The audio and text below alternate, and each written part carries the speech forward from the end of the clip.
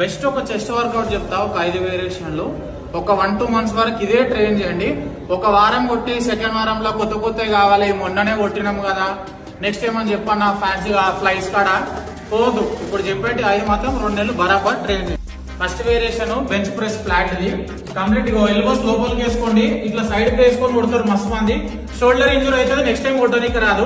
ఇక్కడ ఎన్ని సెట్లు కొట్టినా సరే లాస్ట్ సెట్ లా 30 వచ్చింది అనుకో, ఇక్కడ 30 అక్కడ 30 హోల్డ్ చేసి పెట్టు, కొట్టడానికి రాకపోతే నెక్స్ట్ టైం కొంచెం రెండగా కొడతావు. స్ట్రెంత్ స్టామినా పెంచండి. Second variation incline double press.